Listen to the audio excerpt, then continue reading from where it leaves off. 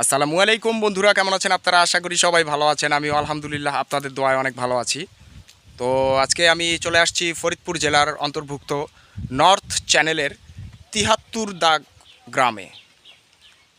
এটিও চমৎকার একটি গ্রাম। এই গ্রামটির নাম হচ্ছে ৭৩ দাগ। এর আগে আমি আরেকটা গ্রাম ঘুরে আসছি ওই দিকের একটা গ্রামে ঘুরে আসলাম, ওটার নাম হচ্ছে ৩৮ দাগ, যেটি নিয়ে আমরা নাটক নির্মাণ করেছিলাম। তো এখানে একটা মাটির ঘরে আমরা আর কি এখানে রেস্ট নিচ্ছিলাম পরিচিত একজন মানুষের বাসায়। তো যেখানে আসছি আসলে এখানে তো আমার তেমন কোনো আত্মীয় স্বজন থাকে না। তো এখানে পরিচিত লোক আছে, যদিও আমি আমার টিচারের সাথে এসেছি। তো ওনার সাথে এসে এই জিনিসটা উপভোগ করার জন্য আর কি, যে গ্রামের দৃশ্যগুলা কেমন হয় এটা দেখার জন্যই মূলত আমি এই গ্রামে আসছি। তো ভাল লাগতেছে। তো মাটির ঘরে বিশ্রাম নিচ্ছিলাম, তো চিন্তা করলাম যে একটু বের হয়ে দেখলাম যে না, যে এখানে চমৎকার একটি বাগান দেখা যাচ্ছে। এটা সম্ভবত আম বাগান, বেশিরভাগই ফলের গাছ, আমের গাছ। আর পাশে রয়েছে এই যে দেখতে পাচ্ছেন ভুট্টা ক্ষেত, এগুলো সব ভুট্টা ক্ষেত। আমার পেছনে দেখতে পাচ্ছেন ভুট্টা ক্ষেত। প্রচুর পরিমাণের ভুট্টা চাষ হয় এই গ্রামটিতে।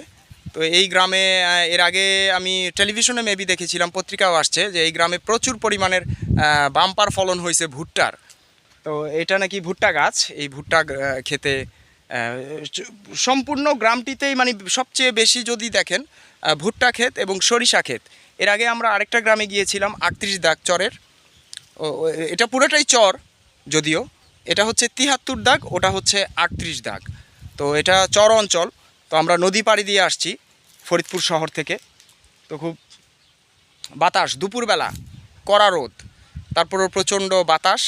মানে মনে হচ্ছে না যে আমি জার্নি করে এখানে আসছি, কোনো ক্লান্তি নেই। আর প্রকৃতির স্বাদ নিচ্ছি।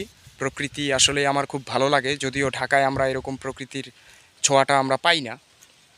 তো চিন্তা করলাম একটু বন্ধুদের সাথে শেয়ার করি।